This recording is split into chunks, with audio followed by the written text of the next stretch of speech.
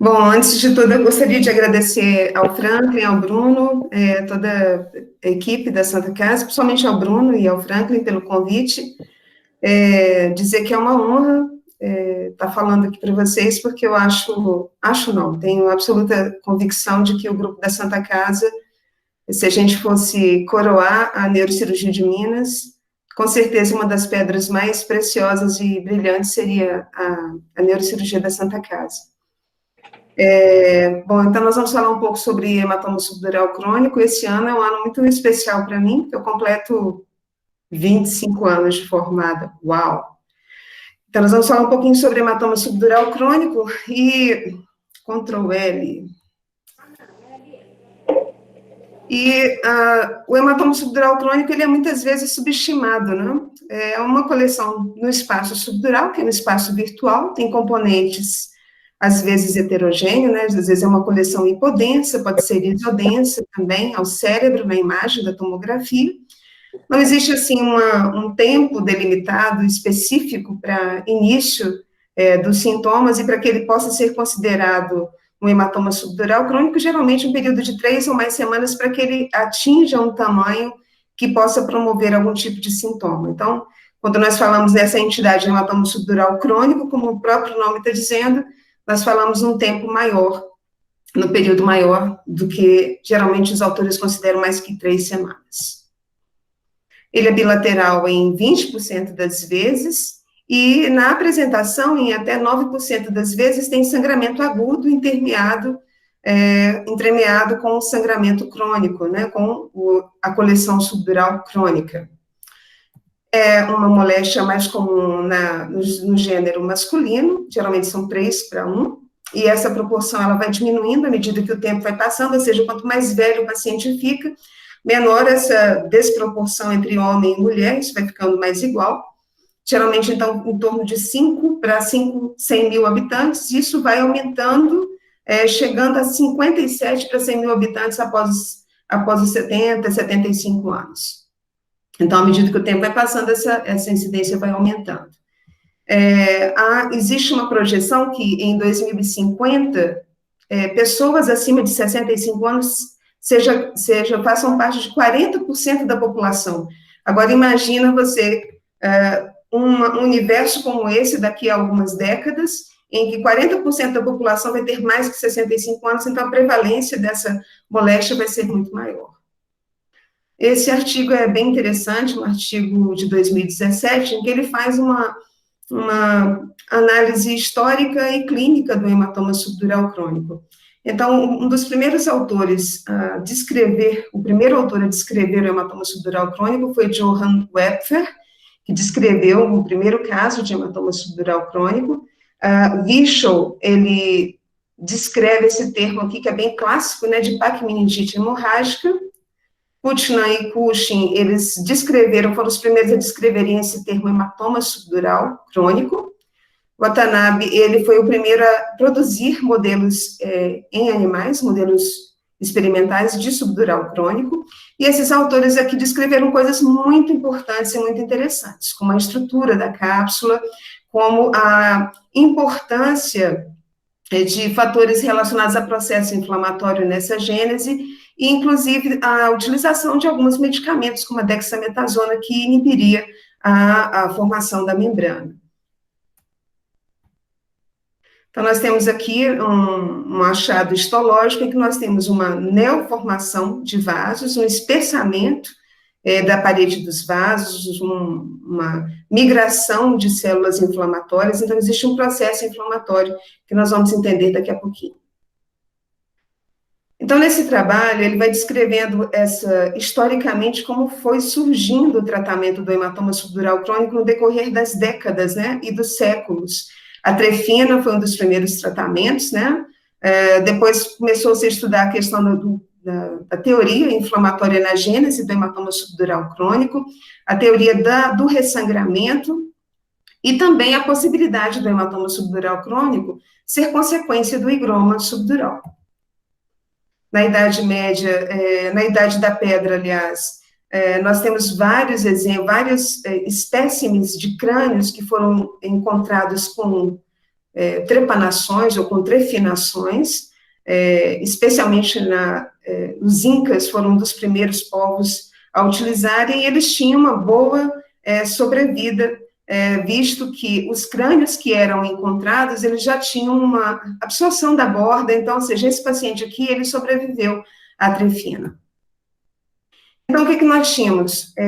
Tinha o pajé, ou o chefe da tribo, não o pajé, né, porque, inclusive, em relação aos incas, não se chamava pajé, mas existia o líder religioso, aquele líder religioso, ele começava, aquele líder que, na verdade, havia uma mistura, né, de religião com poder, com governo, então ele liderava aquela tribo aquele povo durante toda a sua vida, mas um dia, obviamente, ele ficava velho. E aí ele passa a ter dificuldade para andar, dificuldade para falar, ele passa, não é mais aquela pessoa ágil, decidida que era, ele começa a ficar com declínio cognitivo, com déficit de memória, as pessoas começam a estranhar, né, o nosso líder está com problema, né, aconteceu alguma coisa com ele, ele começa a falar, como diz, né, o mineiro, coisa com coisa, mas um dia, né, ele tropeça numa pedra, cai nessa pedra, e aí essa pedra pontiaguda faz uma trefina, entre aspas, natural, né, e aí sai esse líquido negro, e aí que eles apelidam de Black Evil, né, o mal negro, né, que saía da cabeça do líder, isso é registrado historicamente, e aí esse líder que estava com declínio cognitivo, que estava com dificuldade para andar, depois que sai esse espírito maligno dele, essa coisa preta, esse óleo preto da cabeça dele, começa volta a ser o que era antes, ou melhora bastante a cognição e retoma suas atividades. Então, nós entendemos hoje que o hematoma subdural crônico é uma moléstia, uma patologia que tem, que é uma moléstia cerebrovascular, né, não só traumática especificamente.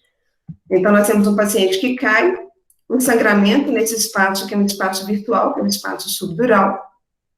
Esse sangramento, ele passa a ficar liquefeito, libera-se processos inflamatórios, mediadores de processo inflamatório, quer dizer, é um sangramento agudo, esse sangramento agudo passa a ser crônico e liquefeito devido ao processo inflamatório, com a liberação de fatores que vão degradar ali os produtos da hemoglobina, a hemoglobina, e isso pode promover, isso promove um espessamento das membranas,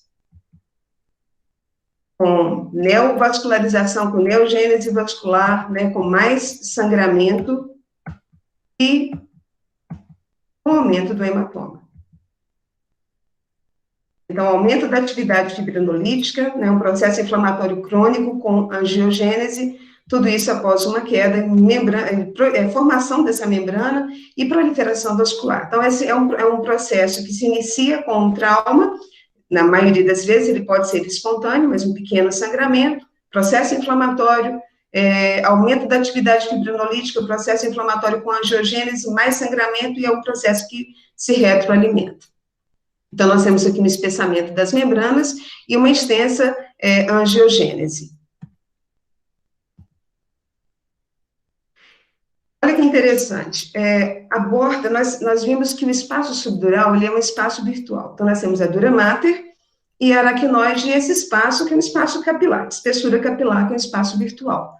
Para que haja a formação do hematoma subdural crônico, é essencial que haja isso aí, a clivagem dessa camada interna da dura mater, chamada dural border, que é uma camada celular, então ela é clivada pelo trauma, então ela vira, como ela se cliva, ela vira duas membranas, e essa clivagem, que é decorrente do trauma, pode promover, como nós falamos, aquele processo inflamatório, né, o sangramento que vai ficando liquefeito, mais processo inflamatório, pode sofrer resolução espontânea, e é interessante nós entendermos que essas membranas que se formam, essa membrana que se forma, essa clivagem, com o processo inflamatório, com a angiogênese, ele pode se tornar maduro, ou seja, esse processo inflamatório, ele pode não se reagudizar e se retroalimentar, tornar-se maduro e sofrer resolução espontânea, ou não.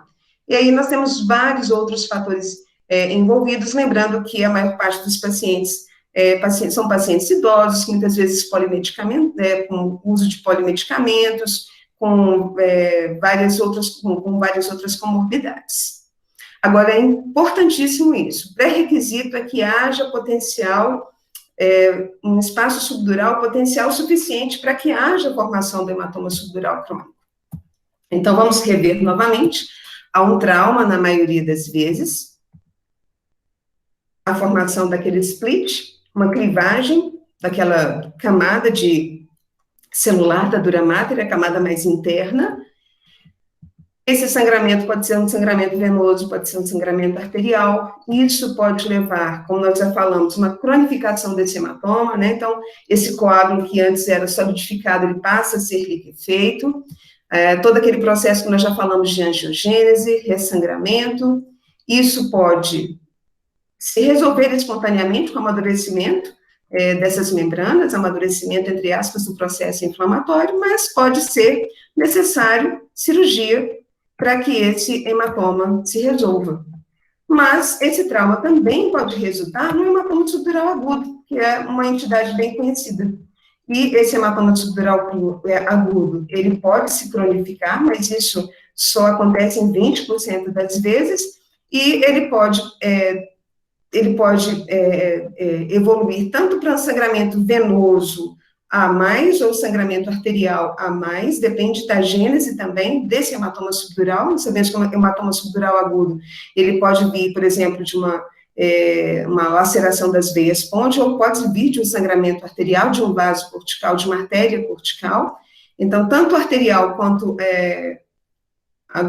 venoso, ele pode evoluir para hematoma subdural crônico, mas isso acontece em apenas 20% das vezes. Lembrando que, para que haja todo esse processo, é extremamente importante que haja formação do higroma subdural. Nesses modelos de animais que foram feitos, então, aquele autor, ele fez o sangramento, ocasionou um sangramento no animal, e apenas sangue havia ali no espaço subdural. Na maioria das vezes, isso não evoluiu para um hematoma subdural crônico, mas quando havia laceração da aracnoide e passagem do líquor para dentro do espaço subdural, ou seja, a formação de um higroma subdural superajuntado a esse processo, aí sim foi possível a gênese do hematoma subdural crônico.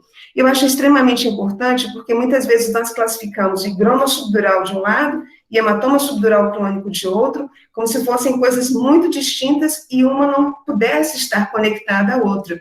Então, é muito importante nós entendermos que o processo subjacente, vamos dizer assim, o forno que aquece isso tudo, é o hematoma subdural crônico. Lembrando que tem que haver, né, a clivagem dessa camada celular da dura mater, com extravasamento também de líquor, ou seja, a aracnoide precisa ser rasgada para que haja passagem de líquor para o espaço subdural, e aqui a gênese de todo aquele processo inflamatório, como eu já havia falado. Então, lembrando que apenas 20% do hematoma subdural agudo, ele vai se cronificar. Então, olha que interessante, uma tomografia de um paciente que sofreu trauma agora, exatamente, pontualmente agora. Depois de 2 horas, já a formação de coleção subdural semelhante, com densidade semelhante à do líquor, né? Acho que nenhum de nós aqui tem dúvida que isso é um higroma subdural. Muitas vezes há uma confusão, será que isso é um hematoma subdural? Será que é um higroma subdural? O higroma, ele tem uma densidade muito semelhante ao líquor, exatamente porque o que nós temos aqui é líquor no espaço subdural. 2 meses depois, esse higroma torna-se, ele dá todo, vamos dizer assim, ele dá todo o ambiente, ele também auxilia num ambiente que seja favorável à formação do hematoma subdural. Esse trabalho é bem interessante, ele fala da fisiopatologia do hematoma subdural crônico, e aquilo, né, que nós já falamos, às vezes um trauma leve, muitas vezes o paciente não se recorda do trauma, outros pacientes são etilistas, ou pacientes que têm dificuldade para deambular por uma polineuropatia diabética, ou por sequela de AVC, então muitas vezes são pacientes que caem com uma certa frequência, e muitas vezes eles não conseguem identificar, porque não, papai e a mamãe caem todo dia, então fica difícil identificar em que momento aconteceu o trauma, né? Então vamos só recordar um trauma muitas vezes leve, uma clivagem daquela camada celular da dura, camada mais interna, então ela se cliva, ela se abre, isso é necessário. Líquor, ou seja, há uma laceração da aracnoide, passagem de líquor para o espaço subdural, todo aquele processo inflamatório. E é interessante o seguinte, nós temos, então, uma membrana externa e uma membrana interna, já que essa camada celular da dura mater, ela se abriu, ela foi clivada. A membrana interna, ela é avascular e ela contribui muito para esses produtos de degradação aqui. Esses produtos de degradação de fibrina, então ela que vai promover é a camada interna, é a lâmina interna, é a membrana interna, que promove que um coágulo endurecido ele se torne liquefeito. Já a membrana externa, ela é responsável por toda essa gênese de vasos, por esse processo inflamatório na maioria das vezes, em grande parte dos casos, não em todos os casos.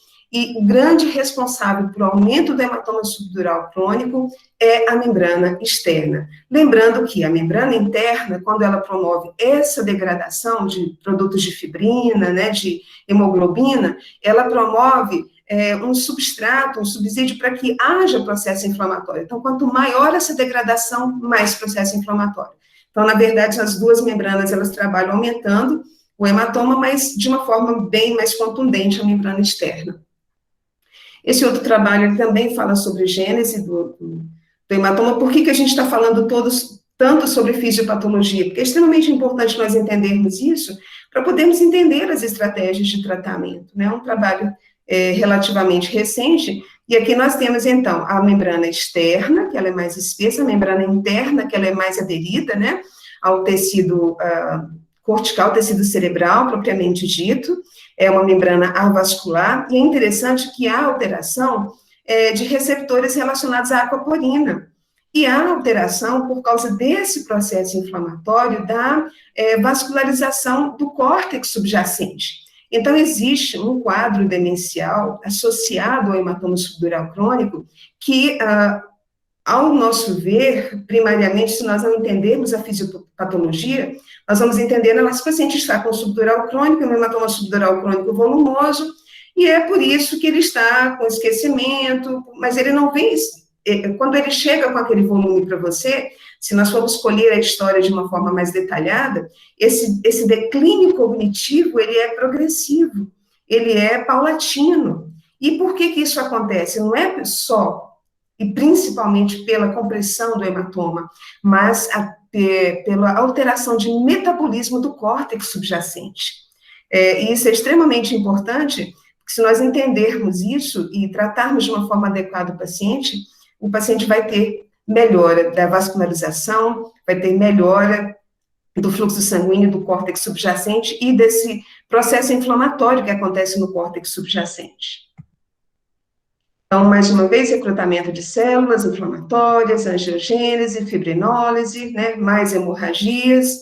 Então, aqui nós temos, é o mesmo paciente com hematoma bilateral, e observem em tempos diferentes, e observem que há um sangramento recente. Muitas vezes, quando nós recebemos esse paciente aqui, muitas vezes nós falamos assim, não, esse paciente, ele tinha um hematoma subdural crônico e ele caiu. Sim, ele pode ter tido hematoma subdural crônico, ter caído e ter agudizado o hematoma subdural? Sim, pode. Mas, na maioria das vezes, esse sangramento que acontece dentro do hematoma subdural crônico é decorrente daquele sangramento que nós já vimos na fisiopatologia do hematoma subdural crônico. Então, dentre os fatores de risco, nós temos, então, trauma, né, os acidentes automobilísticos, motociclísticos, abuso de bebida alcoólica, crises convulsivas, pacientes epiléticos, né, pacientes que usam drogas anticoagulantes, atrofia cerebral, pacientes que usam válvula, pacientes que têm coagulopatia, pacientes que são idosos ou que têm alguma dificuldade para deambular, eles caem com mais frequência, pacientes que fazem hemodiálise também têm maior risco de desenvolver hematoma subdural crônico, e pacientes que têm, de alguma forma, hipotensão licórica, por exemplo, em pacientes que usam válvula, eles podem ter como complicação um hematoma subdural crônico por hiperdrenagem, por exemplo. Esse outro trabalho, ele fala também sobre, ele faz uma revisão da literatura, e ele faz uma ótima revisão a respeito dos possíveis, das várias modalidades de tratamento, né? Então, o que ele fala? Ele fala coisas que nós já sabemos, né? Que a população, entre as pessoas que usam anticoagulantes, medicações anticoagulantes e antiplaquetárias, ela é mais prevalente, que à medida que as décadas forem passando, a quantidade de casos, como nós já vimos, vai aumentar. A maioria dos casos acontece em pacientes adultos, especialmente em pacientes idosos. É um paciente que pode ter uma série de sintomas, geralmente pode ter dor de cabeça, pode ser cefaleia, pode ter uma diminuição progressiva das habilidades cognitivas, como nós já falamos, dificuldade para deambular, diminuição da força num dos gimídios, convulsão não é frequente, e na maioria das vezes, esses sintomas, eles acontecem de uma forma muito insidiosa e chegam a um ponto em que eles pioram vamos dizer assim, de uma forma um pouco mais brusca, né? O papai vinha, ou a mamãe, ou o tio vinha de um tempo, ia piorando, piorando, de uns dias para cá piorou mais. Essa escala é uma escala que a gente praticamente não utiliza, não sei se vocês na Santa Casa utilizam, uma escala interessante sobre a condição clínica do hematoma subdural crônico. Nós sabemos que quanto melhor a condição clínica do paciente, melhor vai ser o prognóstico desse paciente e os resultados, né? Quanto mais grave o paciente for abordado, pior o prognóstico, maior a chance de complicação. Então, dentro dos sintomas possíveis, como nós já falamos, a demência, a cefaleia, alteração de fala, alteração de marcha, convulsões, hemiparesias, né? A mortalidade, a entrada do hospital é relativamente baixa, né, de 2% a 5%, na maioria dos serviços em torno de 2%, e a mortalidade de 6 meses a 1 ano, ela é bem consistente, né, chegando até 30% das vezes. Dentro das estratégias de tratamento, como nós já falamos, são muitas vezes pacientes idosos que recebem várias medicações, muitas vezes medicações anticonvulsivantes, antiagregantes plaquetários ou anticoagulantes, e muitas vezes nós ficamos numa, entre aspas, angústia de quando interromper a medicação, de quantos dias eu preciso para interromper a medicação para operar, se isso é necessário ou não. E o mais importante, nesse cuidado pré-operatório, uma série de coisas, né, passam pela nossa cabeça enquanto cirurgiões, o status clínico do paciente, obviamente que um paciente que chega sonolento, hemiparético, eu não vou pedir risco cirúrgico, esperar o outro dia, né, quanto mais grave a situação, eu vou observar não só o quadro neurológico, mas o quadro tomográfico também, isso vai gerar em mim uma conduta específica. Mas o mais importante na estratégia do tratamento é interromper aquele ciclo vicioso, aquele ciclo de processo inflamatório, para que haja resolução do problema. E a terapia cirúrgica, ela envolve a drenagem do hematoma, e na grande maioria das vezes, uma irrigação daquele espaço subdural para remoção daqueles produtos coágulos, né, não só a drenagem, mas também a lavagem exaustiva, né, quando eu entrava no subdural crônico, o Franklin com o Benício, ele falava assim, a gente lavava, e aí ele falava assim, temos que lavar exaustivamente. Aí eu falava, tio, tá bom? Aí ele, você está exausta? Aí eu, não, então lava. É verdade. Com o Benício, tem algumas coisas que eu vou falar na frente, ele é muito cuidadoso, né, algumas coisas que a gente aprende, minha mãe diz que a gente aprende com todos os professores bons, os professores ruins, né, a gente aprende com todos, né. Então, é importante interromper esse ciclo vicioso, drenar o hematoma, né, na maioria das vezes, lavar o espaço subdural, retirar as membranas ou não, nós vamos discutir um pouquinho isso, e a terapia endovascular que está chegando aí com toda a força. Bom, então, relacionada a esse manejo pré-operatório, né, com reversão da anticoagulação, esse trabalho eu acho bem interessante, porque ele fala a respeito de pacientes que usam terapia anticoagulante. E ele fala sobre o controle tomográfico assim que esses pacientes chegam, né, controle laboratorial. É importante dizer, por exemplo, que os antiagregantes plaquetários, você não consegue fazer uma reversão rápida. Quando você utiliza, por exemplo, vitamina K, você não consegue reverter naquele momento. A vitamina K, ela faz uma reversão gradual, né? Você pode, em alguns momentos, se houver, dependendo da necessidade, até fazer mão no uso de plaqueta especificamente, mas isso não é o habitual. Na maioria das vezes, deixa-se o paciente em torno, a maioria das vezes, na maioria dos serviços e na maioria dos trabalhos, em torno de 7 dias sem o antiagregante plaquetário, para que possa ser feita o procedimento cirúrgico. Mas o mais interessante desse trabalho é que ele sugere, ele fala a respeito das reversões de anticoagulação, né, que os anticoagulantes, os mais modernos, eles não têm, na maioria das vezes, um reversor específico, que muitas vezes nós temos que lançar mão do plasma fresco congelado ou do complexo protrombínico, dependendo do caso. Para vocês terem ideia, pacientes que usam, esses pacientes, né, que nós atendemos com mais frequência no SUS, né, que usam, na maioria das vezes, varfarina, eles têm um risco de 40 vezes mais de desenvolver hematoma subdural e de recorrência de complicação. E muitas vezes nós não temos disponível naquele momento uma forma de reversão. Mas esse trabalho, ele conclui que não seria necessário fazer a interrupção nem do antiagregante plaquetário, e dependendo do caso, obviamente, se o RNI estiver muito alargado, se as plaquetas estiverem baixas demais, quer dizer, caso a caso, iria ser corrigido aquele problema do paciente, mas que a priori, que a princípio, não seria necessário, por exemplo, a interrupção de um antiagregante plaquetário. É um trabalho um pouco complexo, né? Depois sugiro que vocês leiam.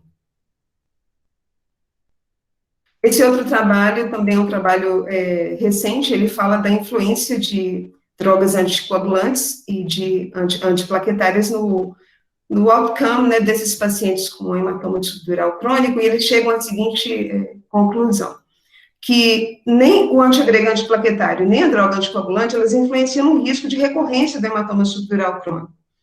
E que retardar a cirurgia, ou seja, atrasar a cirurgia, para que a droga antiplaquetária, esperar dias para que essa droga antiplaquetária, para que houvesse essa recuperação, ela não aumentaria, não alteraria o risco de recorrência. E que muitas vezes não, na maioria das vezes, não. Você vai ter que observar caso a caso e observar os eventos tromboembólicos, o risco de evento tromboembólico que cada paciente vai estar submetido. Por exemplo, pacientes que têm fibrilação atrial, pacientes que têm coagulopatias hereditárias, que têm uma série de outras doenças que o risco de suspensão daquela droga é muito maior do que o risco de manutenção da mesma o mais precocemente possível após a cirurgia. Então, esse mesmo trabalho fala que não existe um risco excessivo de recorrência ou de um resultado pior funcional, mesmo se mantendo essas medicações, né, e ele sugere que a cirurgia não seja adiada por causa disso. Na minha opinião, e não é uma opinião que eu não gosto desse termo, eu acho, né, eu acredito que cada caso deve ser tratado individualmente e que nós, em conjunto com outras clínicas, possamos verificar como o paciente está, né, qual o risco de eventos tromboembólicos que ele está, ao qual ele está exposto, para que nós possamos programar qual vai ser a nossa estratégia, se nós vamos lançar mão de plasma fresco, se nós vamos lançar mão de complexo protrombínico, né, quanto tempo antes nós vamos suspender o anticoagulante. Alguns trabalhos falam em suspensão de 48 horas antes dos anticoagulantes um pouco mais modernos, e depois, com retorno 48 horas depois. Então, eu acredito que cada caso é um caso. Eu acredito que a nossa postura de ficar esperando pacientes que usam AS 7, 10 dias para operar, eu acho que isso nós podemos rever.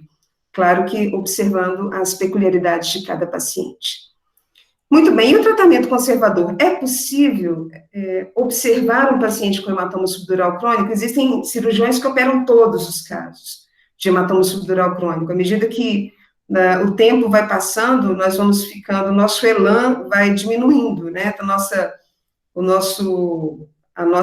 ponderação, ela vai aumentando, a gente vai ficando mais maduro, né? Existem pacientes, sim, que você pode levar, do ponto de vista pode adotar uma conduta conservadora. E quais seriam esses pacientes? Pacientes assintomáticos ou pacientes com sintomas muito discretos, muito leves, e com um desvio da linha média, com uma espessura de hematoma menor do que 10 milímetros e com um desvio da linha média menor do que 5 milímetros. Para esses pacientes, você poderia adotar o tratamento conservador.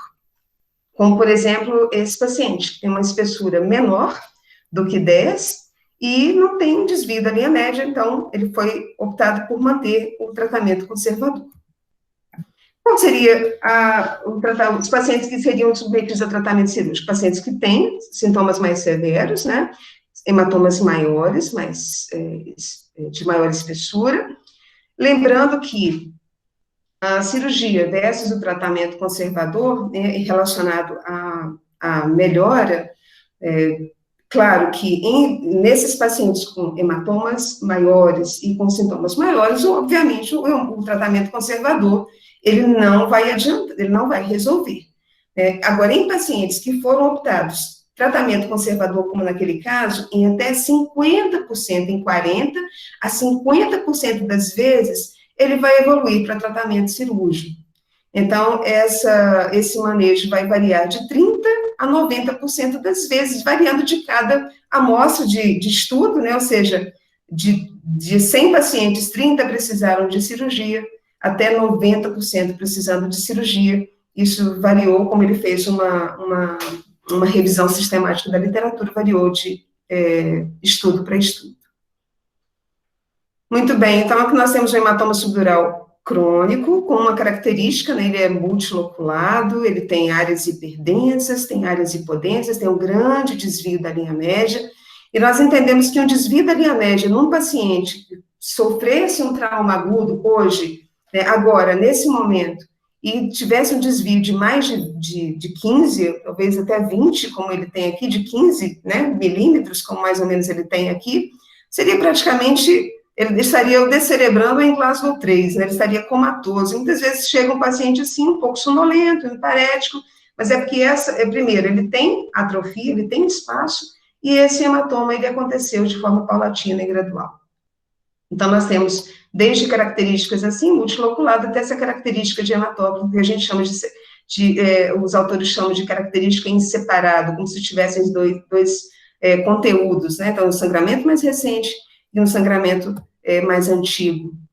Também nós temos uma outra característica, que é o hematoma subdural hipodenso, com uma trave de hiperdensidade ligando o córtex a essa membrana externa. Então, esse autor que nós falamos, ele descreveu o tipo B e tipo C, como monolayer e multilayer, né? Então, seria uma camada, poderia ser multiloculada ou multicamada, e ele chega à conclusão de que, nesse caso de multicamadas, a recorrência é muito maior do que nesse caso de uma camada com ou sem loculação. Como, por exemplo, nesse caso, nós temos aqui, por mais que esse aqui seja uma aparência de hematócrito, esse de loculações, mas esse aqui dá uma aparência de como se tivesse duas camadas. Então, eu sei que é difícil, às vezes, a gente diferenciar, mas esse paciente que apresenta essa formação de camadas, esse sentido antero-posterior e não de loculações, esse paciente ele tem maior chance de recorrência do que um paciente como esse, por exemplo. Então, quais são os fatores preditores de recorrência, né? Nós já falamos. Um hematoma subdural crônico como esse, por exemplo, Pedro, né? Nós temos aqui um hematoma subdural isodenso. E aqui nós temos aquele aspecto de hematócrito, né, um hipodenso, aqui com uma multilayer, aqui com aquela loculação. O Pedro está aí me ouvindo? Qual desses aqui você acha, Pedro, que tem menor chance de recorrência? Menor. Será que eu consigo ouvir? Não, né? Ok. Muito bem. O que tem menor chance de recorrência é o isodenso. Na maioria das vezes, esse hematoma isodenso está associado a pacientes que têm menor atrofia, menor espaço. E na maioria das vezes, esses hematomas que se mantêm, de certa forma, isodensos, que são operados de uma forma, nesse momento em que eles estão isodensos, aquela maturação das membranas, ela acontece de uma forma mais precoce. Então, nos hematomas isodensos, a recorrência é menor. Então, qual é o que tem maior chance de recorrência? Aquele hematócrito, né, ou separado.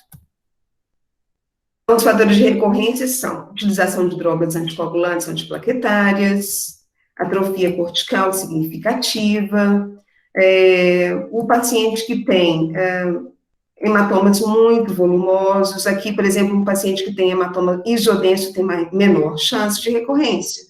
Hematomas bilaterais, hematomas subdurais crônicos bilaterais, aqueles que estão associados com pneumoencefalo no pós-operatório, têm maior chance de recorrência, especialmente quando são pneumoencefalo mais volumoso, e pacientes mais idosos e que têm risco de queda também têm maior chance de recorrência. Interessante, uma coisa que a gente nem pensa, né, os obesos têm maior chance de recorrência do que um paciente que tem um peso normal. E os hematomas bilaterais, como nós já havíamos falado. Então, a chance de recorrência vai variar, né, na literatura de 0 até 76%, geralmente fica entre 10% e 20%, né, maior nos pacientes mais idosos, nos pacientes obesos e naqueles hematomas bilaterais. Bom, esse outro trabalho faz uma boa revisão, né, e acha uma taxa, uma mortalidade de 0 a 32%, lembra que nós falamos isso? Chegando a 30%, uma morbidade operatória de 3 a 12%. Então, vamos falar um pouquinho sobre o Twistril, que foi uma das primeiras modalidades cirúrgicas, né, do hematoma subdural crônico. Ele foi descrito por esses autores aqui em 1977, e nós consideramos o Twistril uma abertura pequena, de 2 a 5 milímetros, e ela promove, de certa forma, uma descompressão mais lenta, e essa descompressão, ela pode diminuir o risco de hiperemia e de uma descompressão rápida, e isso poderia levar a um sangramento. Eu lembro que, como diz, está gravando aí, eu não vou poder falar, né, mas o doutor Raul fala que na extremidade aboral da madrugada, né, muitas coisas ficam bem difíceis da gente decidir, né, e eu lembro que eu estava operando, estava no R2, eu estava operando um subdural crônico com o doutor Ronaldo, que faz vascular lá no base, e nós fizemos todas aquelas coisas, né, abrimos a dura mater em cruciforme, coagulamos a borda da dura, coloquei o dedo, logo que nós abrimos a dura e abrimos a membrana, né, houve uma drenagem, o hematoma estava bem hipertenso, né, coloquei o dedo para que houvesse uma drenagem um pouco mais lenta, apesar de que alguns estudos dizem que essa descompressão rápida, ela é muito mal compreendida e mal descrita, mas na prática nós sabemos que, e nós orientamos que seja feita dessa forma, né, tentar fazer uma descompressão mais lenta. Quando nós terminamos, foi uma cirurgia tranquila, não aconteceu, não introduzimos dreno para fazer a irrigação. Quando todo neurocirurgião tem, a primeira coisa que faz quando vira, né, e tira os campos, é olhar a pupila, e a pupila contralateral estava aberta. Então, nós nem descemos com ele para tomografia, fizemos uma craniotomia do outro lado, e tinha um hematoma subdural agudo, né, pela descompressão rápida que foi feita, então isso pode acontecer. Lembrando que essa descompressão rápida, a hiperemia que pode acontecer, ela pode promover hemorragias intracranianas, como eu já falei, crises convulsivas. Isso acontece em pacientes mais idosos. Esse autor, ele descreve esse sistema de subdural, de drenagem, e descreve também uma irrigação no pós-operatório, que eu acho bastante, vamos dizer assim, difícil de mensurar, né? E o que ele chega à conclusão? Que a drenagem e irrigação no pós-operatório, ela tem resultados muito incertos, e que a taxa de recorrência é a mesma com ou sem irrigação. Qual é o grande problema desses drenos no espaço subdural, né? Nós vamos ver daqui a pouquinho. O borehole, que é a trepanação, que é o método mais utilizado, né, com 1 ou 2 trépanos, com irrigação do espaço subdural. E a craniotomia, ou mini craniotomia, com ou sem exérese das membranas, ou membranectomia, né, e ela seria maior. Você pode utilizar a trefina para fazer uma craniotomia menor, ou fazer uma craniotomia mesmo. Então, o que se observa? Que nessas craniotomias maiores, o resultado não é tão melhor do que nessas craniotomias menores, ou mini craniectomias. E o que esses autores observaram? Que não existia diferença. Esse autor, por exemplo, em 2003, ele chegou à conclusão que a taxa de cura entre as 3 técnicas, ou seja, trefina, trépano e craniotomia, não havia diferença, mas que havia recorrência maior com o twist drill do que com o borehole, e que a morbidade era maior com a craniotomia. Então, a gente vai ver que essas coisas que eu acabei de falar, elas são muito, muito presentes em todos os trabalhos que estudam isso. Então, ao final das coisas, o melhor resultado em termos de complicação e de resultado pós-operatório ainda fica com a trepanação. No entanto, a trefina, para quem sabe utilizar, para quem utiliza com uma certa frequência e faz uma lavagem boa do espaço subdural, eles também tem um bom resultado, mas a maioria dos resultados encontra uma taxa de cura um pouco melhor com a trepanação do que com a trefina. Talvez seja pelo tamanho da estomia, né, da craniostomia que vai ficar. Esse autor, por exemplo, verificou que há uma complicação um pouco maior da trepanação relacionada à trefina e à craniotomia. Então, o resultado dele ele difere muito dos outros trabalhos, né? Na maioria das vezes, o que se chega à conclusão é que a trepanação tem um resultado melhor, com uma taxa de complicação menor, né? E a craniotomia, ela estaria indicada para aqueles pacientes que têm recorrência, que já foram submetidos a 1, 2 cirurgias, então, talvez não, nesses casos, seria indicada uma craniotomia menor. Bom, e aí, a membranectomia? Faz a membranectomia ou não faz? Pasmem, existem autores que, inclusive, fazem membranectomia interna, né?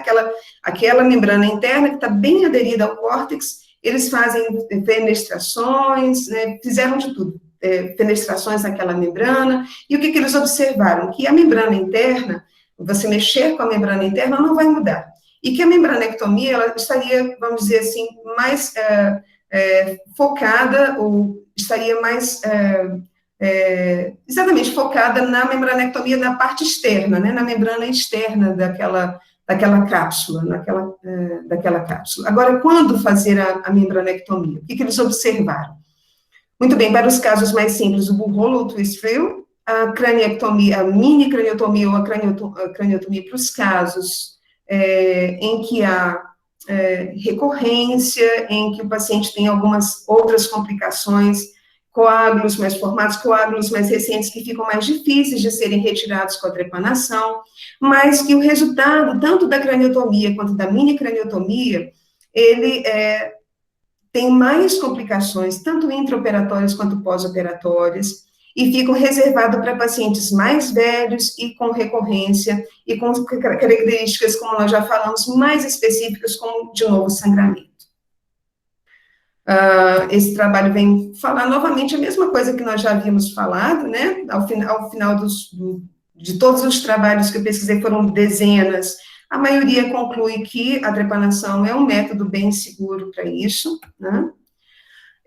Uma outra coisa que nós vamos falar agora um pouquinho, eu só gostaria de falar um pouquinho, Franklin e Bruno, a respeito de algumas coisas relacionadas à técnica cirúrgica, como o posicionamento do paciente. Alguns autores, por exemplo, preferem virar o paciente para o lado do hematoma, outros contra o hematoma. Então, assim, pela lógica, você vai virar o paciente, na maioria das vezes, o paciente vai ficar numa posição neutra, olhando para o teto, né, salvo em outras situações, mas especialmente quando ele é bilateral, e não faz muito sentido você virar o paciente, fazer grandes inclinações do paciente, porque isso pode dificultar a drenagem desse hematoma subdural.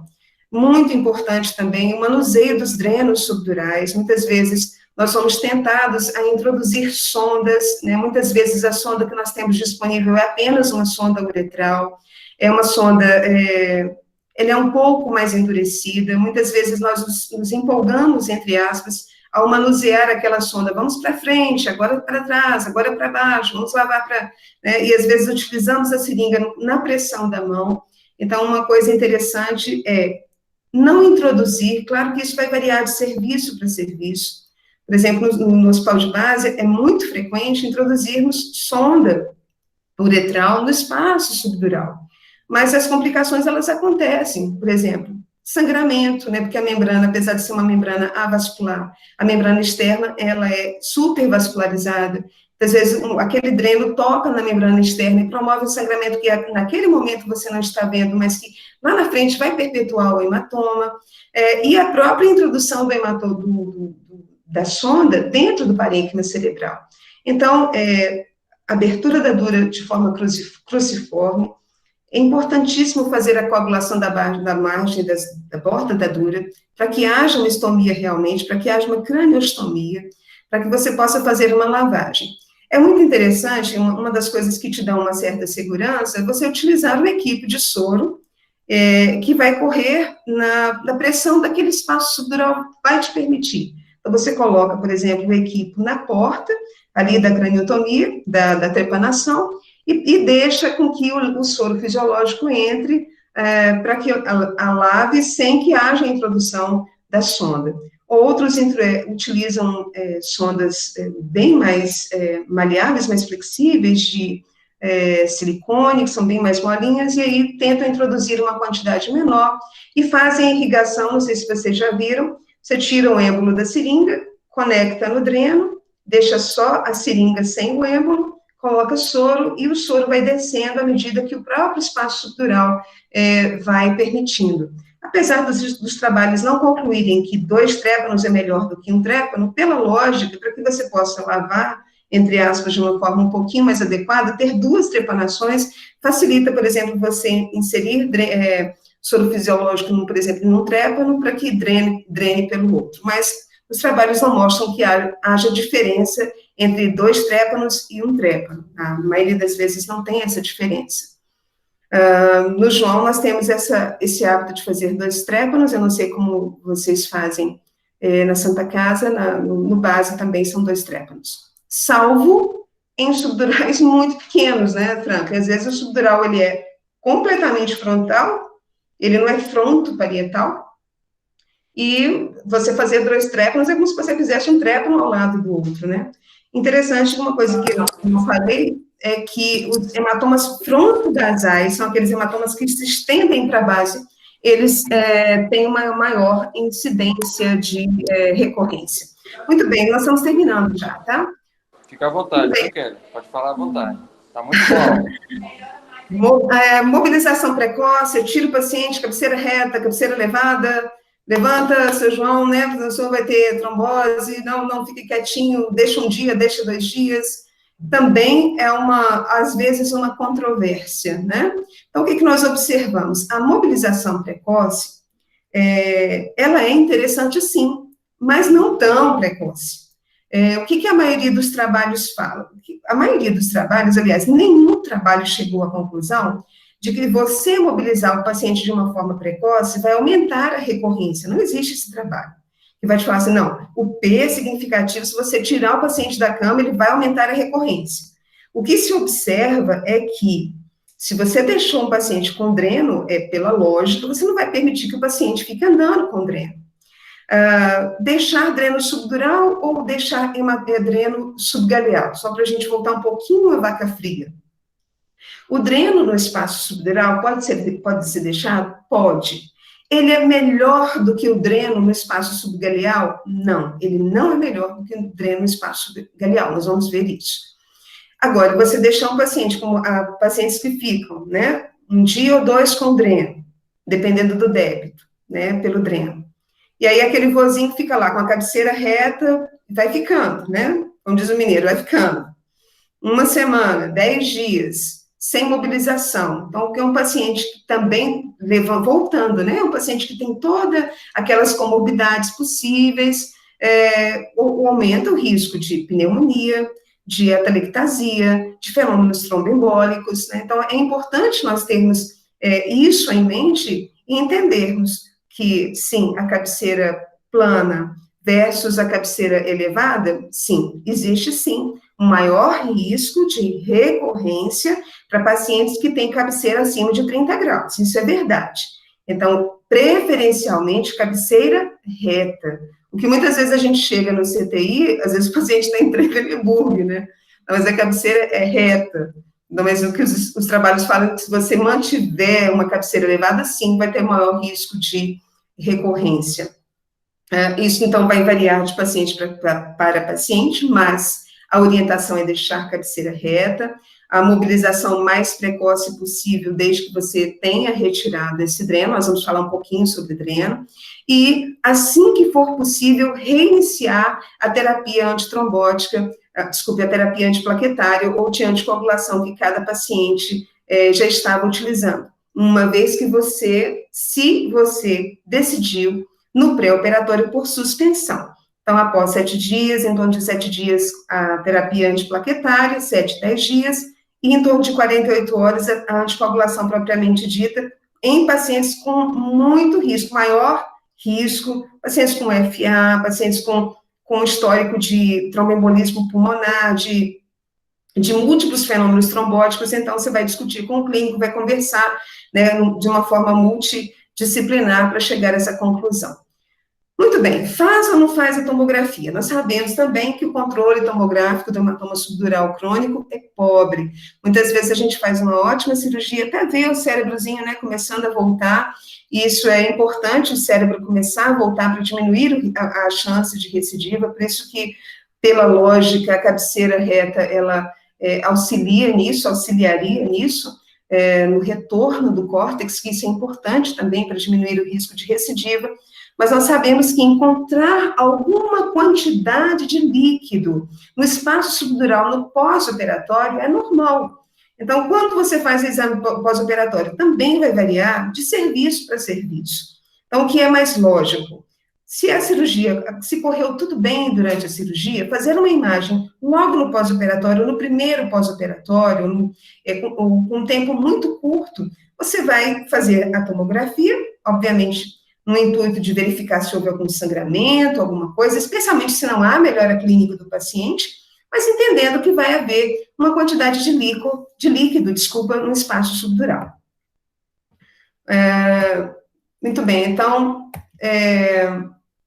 a gente pensa assim, esse hematoma é aquele hematoma, nós aprendemos, né, separado com o sinal aqui do hematócrito, foi drenado, melhorou, mas aí voltou. Já nós vemos aqui esse sangramento, olha que interessante, um sangramento bem próximo da membrana externa, ou seja, aquele processo inflamatório continuou, e o desvio da linha média, que tinha melhorado demais, piorou significativamente, precisando de uma nova drenagem. É muito interessante como muitas vezes nós nos frustramos no pós-operatório por ter um pneumoencéfalo volumoso no pós-operatório. Então, nós precisamos tudo que nós começamos, nós precisamos terminar bem. Eu costumo falar que não adianta nada você ser, o Dr. Raul fala assim, que ele é um amigo fraco, mas é um inimigo terrível. Ele brinca. Muitas vezes nós começamos um relacionamento bem, exemplo, você chega no R1, né, com sangue no olho, super responsável, né, nossa, todo mundo gosta de entrar em cirurgia com você, aí de repente vai chegando R2, R3, R4, você revela a sua face maligna, né, e aí quando, isso não acontece na Santa Casa, né, Franklin Bruno, de jeito nenhum, mas muitas vezes quando você passa por e conhece uma pessoa assim, qual é a impressão que fica? É a primeira? Não, é a última, né? Então, essa cirurgia do subdural, ela parece ser uma cirurgia boa, uma cirurgia de R1, mas se você não fizer uma cirurgia de detalhes, se você não fizer as coisas com esmero, você vai terminar com um pneumoencéfalo volumoso. Então, é importante preencher aquele espaço subdural com com soro, né? Manter a cabeceira plana, ter cuidado com a instalação do dreno, porque muitas vezes nós ficamos afoitos, queremos colocar vácuo no dreno, né? Isso tudo, e dependendo também da cabeceira, como você deixa, você vai ter pneumoencefalo, isso pode dar muito trabalho, lembrando que aumenta o risco de recorrência.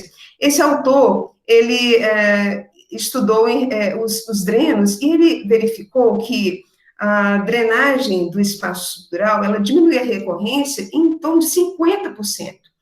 Mas, né, essa drenagem desse espaço subdural, não necessariamente ela vai ficar no espaço subdural. Olha que interessante. O hematoma subdural agudo, ele pode ficar liquefeito, mas não necessariamente ele pode virar um hematoma subdural crônico. Na maioria das vezes, o que a gente vê, ele vai ficando isodenso, hipodenso, e vai sendo absorvido à medida que o cérebro vai chegando no lugar, né, e que o próprio organismo vai absorvendo.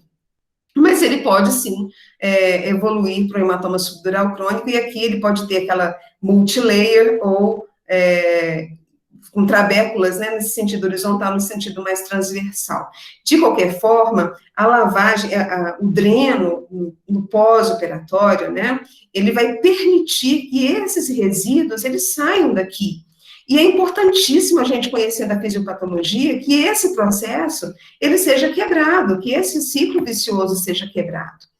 Então, a evacuação desse fluido residual, né, com reexpansão do cérebro, o dreno permite isso melhora do ponto de vista clínico esses pacientes, né, e há uma diminuição de recorrência, sim, e não há aumento de complicações, como infecção. Agora, o que não pode acontecer é você deixar o dreno dias, né, já aconteceu. Sei que não aconteceu aí na Santa Casa, mas muitas vezes você vai passar visita, vamos dividir as visitas, né? Eu vou passar tal dia, não, final de semana é de fulano. Às vezes você passa lá, não tira o curativo, não tirou o curativo. Aí passa sexta, operou na quinta, passa sexta, ficou com dreno. Passa sábado, era para tirar o dreno. Aí ficou. Você tirou, você falou que ia tirar. Chega na segunda, ele está com dreno. E o dreno está lá escondidinho, ninguém nem viu, né? Então, assim, obviamente, se você respeitar essas regras básicas, né, de ver as coisas, de fazer as coisas de uma forma bem feita, a chance de complicação vai ser menor. Agora, como eu falei, o dreno no espaço subdural pode promover isso aqui, mais sangramento. Então, você pode colocar no espaço subdural? Pode, mas a taxa de complicação é um pouco maior. E de que forma a gente pode deixar esse dreno? Né, esse paciente, por exemplo, foi necessário submeter-se a uma craniotomia para a drenagem desse hematoma. Isso aqui eu acho muito legal, que é o dreno no espaço subgaleal. E tem algumas coisinhas bobas, né, na colocação desse dreno, que é você fazer um descolamento, você pode fazer um descolamento com uma pinça, pode fazer também usando o dedo, mas usando a pinça, faz um descolamento da galha periósteo, não deixa o periósteo embaixo, e galha vai descolando. Você não pode colocar o dreno embaixo do periósteo. Por quê? Ele não vai absorver. Você tem que deixar um espaço sob a galha, naquele espaço galha periósteo, descola bem, deixou, né, coagulou a dura, porque muitas vezes se você não coagular a dura, aqueles pequenos coágulos vão entupir aquele trépano, e aqueles resíduos não vão sair. Abriu bem o espaço, deixou uma espécie de bolsa bem ampla ali na localização dos trépanos, deixa o dreno de sucção no espaço subgaleal, ou seja, o dreno não está no espaço subdural, como aqui, olha, o burro e o dreno no espaço subgaleal. Lembrando que você não vai deixar embaixo do periósteo, né? Então, o que foi observado? O outcome não melhorou, quer dizer, não mudou, em pacientes que usaram ou não, mas a taxa de recorrência foi bem menor, estatisticamente significante. O que se observou, deixa eu só verificar aqui o tempo, nossa, meu Deus, desculpa, perdão, porque eu estou na outra reunião. Não esquenta com o tempo, não, vai andando aí. Perdão, viu? Espera ainda, meu Deus, reuniões. O problema é o povo da outra reunião. Vamos terminar essa primeiro com calma, depois você resolve a outra. É porque eu que abro, mas não foi eu que vou eu que abrir, não. Peraí, vou chamar a Aninha aqui. Aninha, vem aqui. Passa o controle para o Matheus, por favor. Coloca o Matheus como... Obrigada. Bom, em relação, então, àquilo que nós havíamos falado, né, sobre mobilização precoce, né, retirada do leito, o que se observou? Esse autor verificou que a maior parte metade dos cirurgiões recomendam a mobilização precoce. Eu não sei não, viu? Recomenda uma mobilização precoce, mas no sentido de permitir que naqueles primeiros dias, o primeiro, segundo dia, ele esteja em repouso, né, com o uso do dreno, e a mobilização precoce a partir daí. Esses autores verificaram que não existe uma diferença significativa com o uso do dreno, com menos ou mais de 3 dias, né, e com um tempo muito maior, havia risco de outras complicações, como nós já havíamos falado. Então, isso vai depender muito do débito do dreno, né, mas é muito pouco provável que um paciente fique drenando mais que 48 horas com débito significativo. As imagens de pós-operatório nós já falamos, é importante para que nós possamos ver algumas complicações, como pneumoencéfalo, como dreno, por exemplo, esse dreno está dentro do parênquima, né, como daquelas complicações que eu já havia falado. É importante nós entendermos que há esse fluido residual que pode acontecer e que, às vezes, Franklin, Bruno, né, como vocês tão bem sabem, às vezes tem pacientes que demoram meses para resolver aquela pequena coleção subdural e que o mais importante é a melhora clínica do paciente. Quando nós vamos fazer imagens pós-operatórias de uma forma mais contundente, em pacientes sintomáticos, pacientes que não melhoraram no pós-operatório, ou que apresentaram piora, e o que nós podemos ver? Coleções subdurais residuais significativas e pneumoencéfalo volumoso, sangramento, né?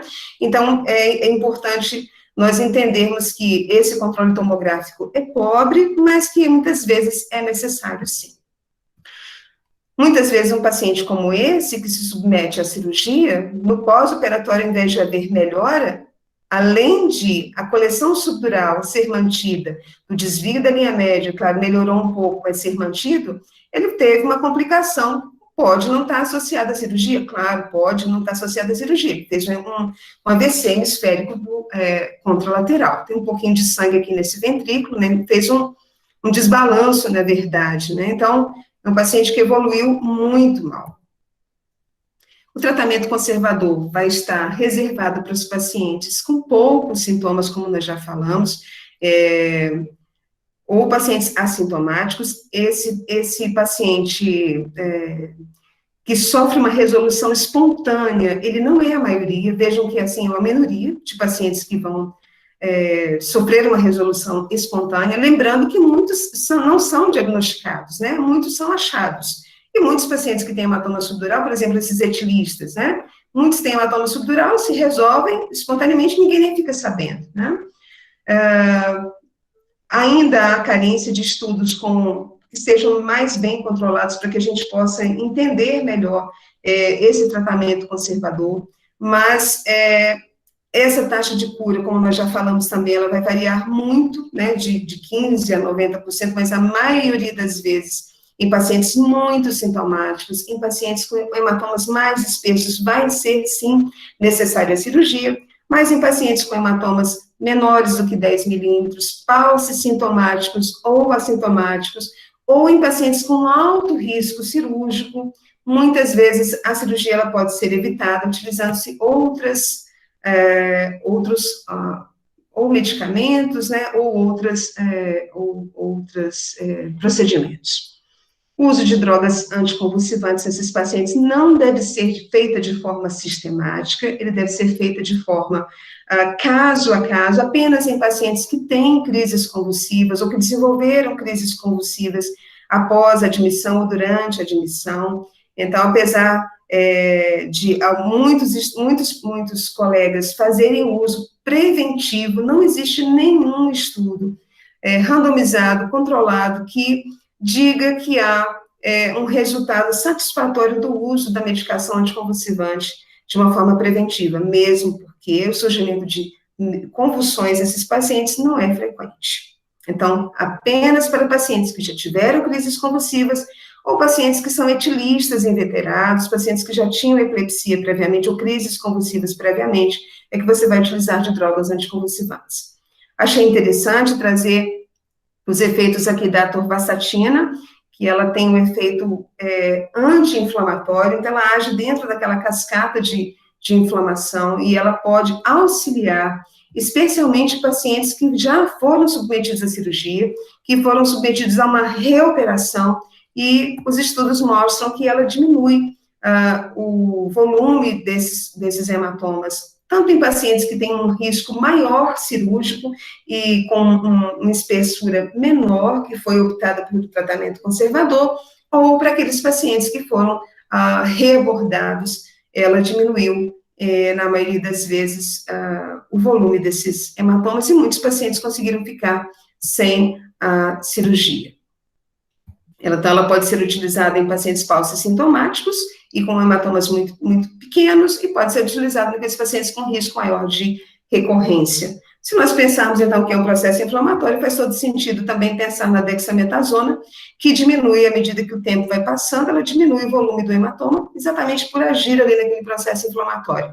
Grande problema do uso da dexametasona é que muitos pacientes são idosos, muitos são diabéticos, e que o uso de um corticoide de uma forma mais prolongada, e na maioria dos idosos, esse corticoide foi mantido por semanas até meses, pode promover uma série de outras complicações que vão ser piores do que não vão compensar o efeito benéfico que a dexametasona pode promover nesse paciente. Por exemplo, esse paciente aqui não foi operado, ele tinha um alto risco cirúrgico nesse trabalho, e ele foi manejado apenas com o uso da dexametasona no decorrer das semanas, e teve uma boa evolução.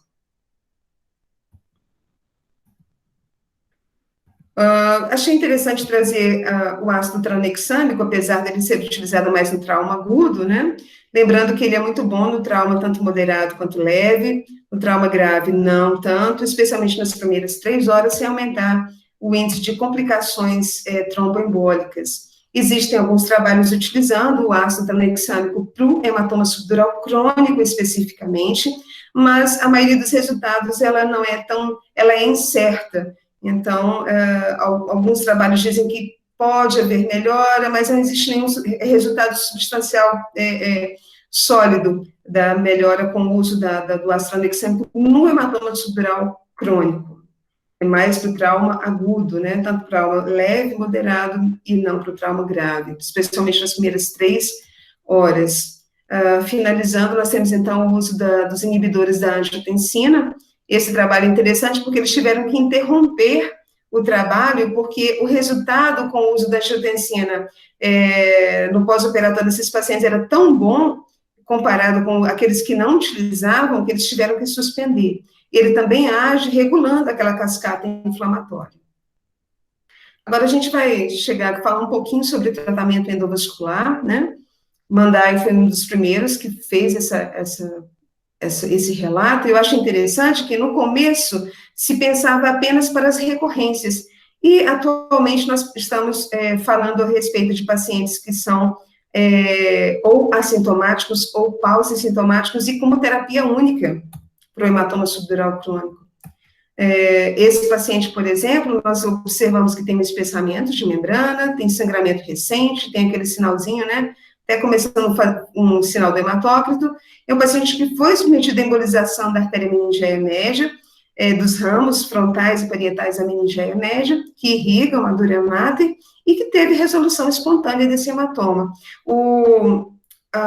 A TC de controle é feita no primeiro pós-operatório, e depois, quase um mês depois, e o segmento acontece depois de 6 meses, né? Até 6 meses esse paciente é acompanhado. Então, isso vai promover uma devascularização daquelas membranas, né, subdurais, e aquele mecanismo inflamatório ele vai ser quebrado, vai ser interrompido, né? Lembra que nós falamos isso, que a doença hematoma subdural crônico é uma doença cerebrovascular. Então, esse balanço daquela cascata de processo inflamatório, com aquela angiogênese é quebrada, por isso resolve na maioria das vezes. Então, os ramos frontais e parietais que são interrompidos, a maioria das vezes com injeção de partículas de PVA, pode ser utilizado o ônix também, mas a partícula de PVA ela chega nos ramos um pouquinho mais distais, né? Esse aqui é um outro trabalho também, falando a respeito do uso da embolização, tanto em pacientes assintomáticos quanto em pacientes que foram, em pacientes que não foram submetidos à cirurgia, como em pacientes também submetidos à cirurgia, e a conclusão é que a taxa de complicação relacionada ao tratamento endovascular foi zero, né, para esse trabalho. A complicação do pós-operatório para os pacientes que foram submetidos à embolização e à cirurgia foi menor também, e a recorrência muito menor. De todos os pacientes dessa casuística, apenas um teve recorrência. Então, uma recorrência bem menor do que o grupo tratado apenas com tratamento convencional, né? E a complicação cirúrgica também daqueles que foram operados e submetidos à embolização também uma complicação menor. Esse caso aqui foi gentilmente cedido pelo Dr. Alexandre Ulloa, um paciente lá do Felício Roxo, que tinha essa coleção subdural. Observem que na arteriografia nós observamos um deslocamento, né, dessa vascularização aqui, o hematoma subdural crônico já fazendo pressão, e a cateterização da artéria meningeia média, e o grande cuidado é com os ramos mais orbitais, porque ela pode ter uma anastomose com os ramos orbitais da artéria oftálmica. Então, é apenas um cuidado, né, de não ter essas complicações.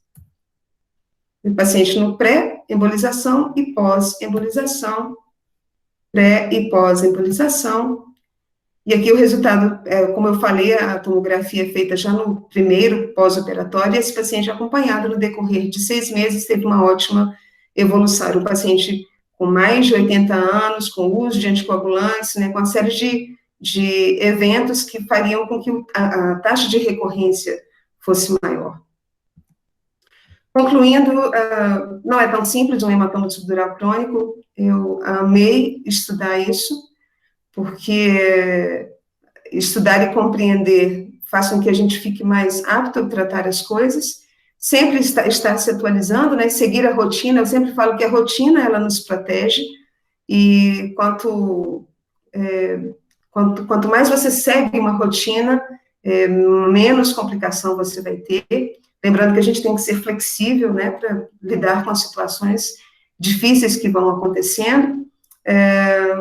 À medida que essas complicações forem surgindo, ir lidando com as complicações de uma forma individualizada, estar aberto para o novo, né, e essa quantidade de conhecimento, de leitura, né, quanto mais nós sabemos, quanto mais nós conhecemos, mais aptos, mais aguçados, mais agudos nós ficamos, mais prontos para resolver as situações. Eu gostaria de pedir desculpa por aquele probleminha lá eu tive que interromper. Queria agradecer a oportunidade. Estou aberta a perguntas, e o que eu puder e souber responder. A gente tem poucas certezas na vida, né? Eu tenho duas grandes certezas. Uma é que Jesus é o grande amor da minha vida, ele é a base da minha vida, meu melhor amigo, com quem eu divido todo o meu dia a dia. E a outra certeza é de que o Galo é o melhor time do universo, né, galera? Obrigada. O negócio do Galo deixou todo mundo feliz, pode ficar tranquilo. Deixa eu te contar uma coisa aqui. Bom, acho que, assim, é um assunto que a gente tem que estar sempre revendo algumas coisas.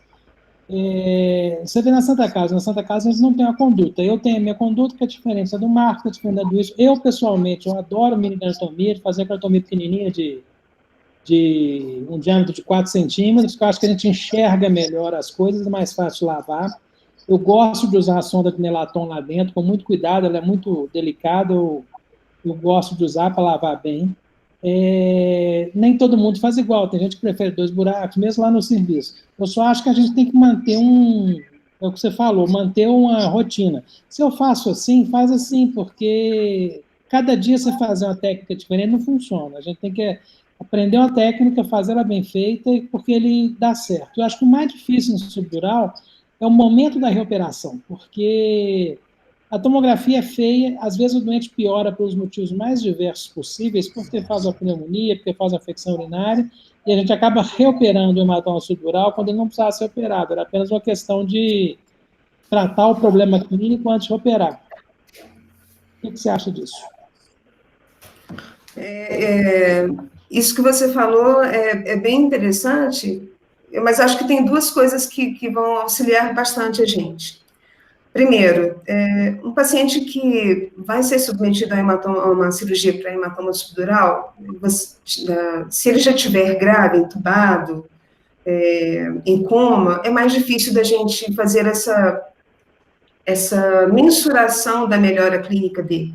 Mas o paciente que, na maioria das vezes, nós operamos com o paciente acordado, com um déficit discreto, né, um déficit moderado, na grande maioria das vezes, no pós-operatório imediato, nos primeiros dias após a cirurgia, você vai ver melhora clínica. Então, acho que esse parâmetro a gente não perde. Na maioria das vezes, esse paciente já não, como eu falei, é um paciente que pode chegar já complicado, e como o Bruno falou, fica bem difícil de você ter esses parâmetros, e é um paciente que, na maioria das vezes, ele vai chegar não tão complicado, e você vai ter esse parâmetro clínico interessante para ver. Eu não sei se a gente, só voltando aqui rapidinho a um slide, que é uma coleção, vamos dizer assim, que não tem tanto efeito de massa, para uma coleção, por exemplo, como essa. É uma coleção que ainda tem muito efeito de massa. Eu sei que é um paciente que teve um AVC, que tem edema cerebral difuso, tudo bem. Mas essa coleção no pós-operatório é uma coleção ainda que tem muito efeito de massa. Então, você tem que avaliar se é apenas uma coleção de líquido que não tem efeito de massa, que os sulcos estão visíveis, se o desvio da linha média, ele regrediu de uma certa forma. Muitas vezes nós ficamos angustiados, querendo que o desvio desapareça, e muitas vezes o cérebro não vai voltar rapidamente, às vezes o desvio vai diminuir, mas muitas vezes ele não vai desaparecer. Mas acho que o grande parâmetro é que nos primeiros dias, na grande maioria das vezes, vai haver melhora clínica, vai haver melhora neurológica. É claro que é um paciente que pode evoluir grave, ele pode ter outras complicações que vão dificultar, sim. E aí eu gostaria de saber a opinião de vocês a respeito da monitorização de pressão intracraniana. Alguns serviços fazem a instalação de catéter para monitorização de pique nesses pacientes. Eu não tenho o hábito de fazer isso. Vocês têm experiência? Acho que, assim, tinha que saber a pique antes, não? Porque como é que evolui a pique no subdural? Exatamente.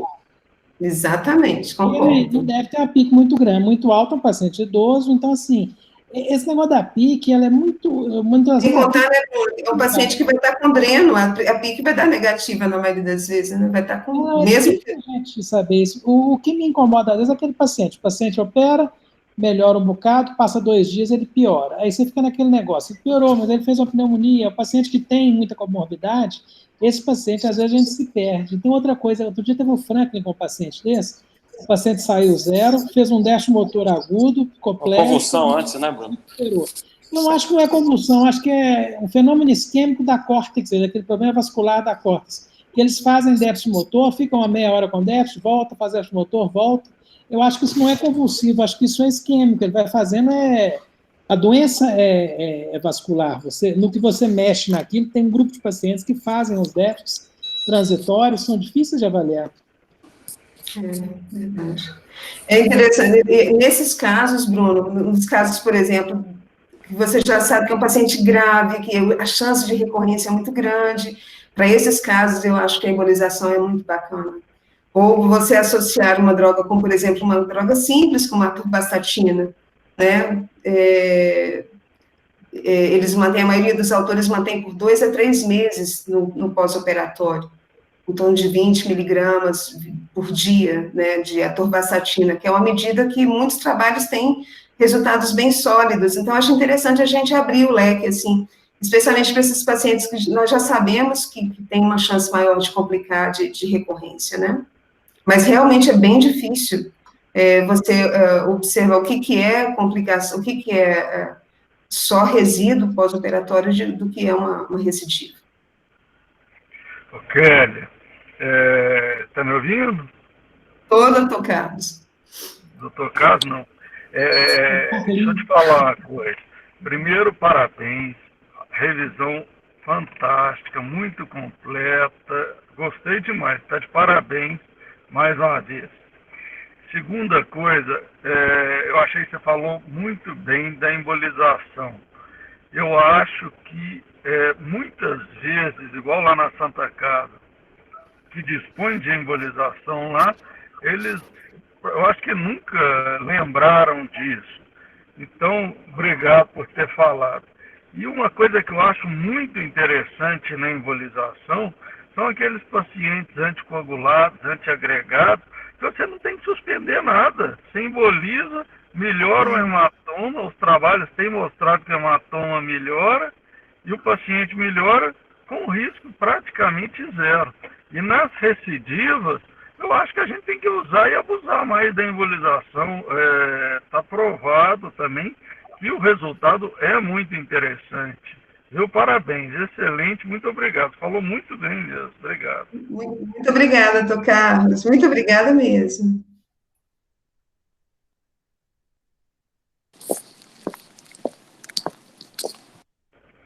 Bom, agora eu vi que toda hematoma que chegar, eu vou encaminhar para o Carlinhos. Qualquer horário ele vai fazer para a gente.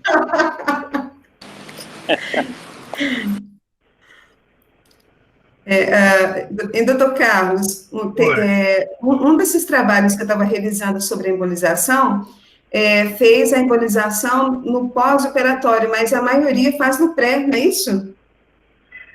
Na realidade, é uma coisa muito nova, tem vários e vários trials acontecendo, e muitos trials estão sendo capitaneados pelo Ranel, né, aquele brasileiro que está radicado lá nos Estados Unidos. Mas, assim, os resultados preliminares, eles começaram exatamente nos pós-operatórios. Depois dos pacientes graves, nos pacientes pouco sintomáticos, e, assim, eles estão cada vez invadindo mais a área do neurocirurgião, né, vamos dizer assim. E os resultados realmente são muito interessantes, realmente muito interessantes. A Unimed, por exemplo, no televisão livre, se a Unimed autoriza a embolização para estrutural crônico. Acho que foi o Danilo que perguntou. Autoriza? Autoriza. Não, ótimo. Você, no final, eu não entendi uma coisa, teve umas horas aí que cortou aqui um pouco a aula para mim. Você abre a membrana interna ou nunca abre? Como é que é a sua conduta quanto à membrana interna? Nunca abro, doutor Carlos. O que eu falei que durante a revisão, verifiquei que alguns autores, ao início, quando eles começaram a pensar a respeito da membranectomia, alguns se aventuraram na membrana interna, até fazendo uma espécie de fenestração, como se trata, por exemplo, um cisto aracnoide. E eles observaram que a chance, as complicações que eles tiveram foram grandes, né, foram maiores, e para o benefício muito pequeno, né? Então, assim, como a membrana externa é a membrana que carrega aquele peso da angiogênese do processo inflamatório, e a membrana interna está praticamente aderida ao córtex, não há nenhuma indicação de mexer na membrana interna, não deve ser mexida. Eu sou um grande adepto de abrir a membrana interna até hoje, você acredita? Eu acho que facilita a absorção, pelo menos os artigos antigos falavam disso, né? O líquido absorvia pelo espaço pial, então se você deixasse o espaço pial em contato, tinha uma chance de absorver. Até hoje eu gosto de fazer. Né? O que os artigos falam, lembra daquele que eu falei do processo subjacente ali cortical, né?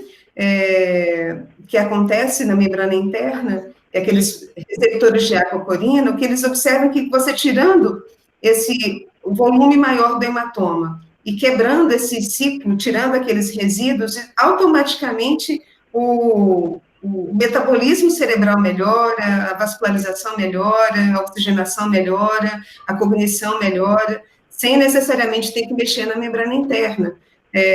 Mas, obviamente, como nós já falamos, né, Bruno, cada um tem a sua rotina, né? Tem o seu jeito de fazer, né?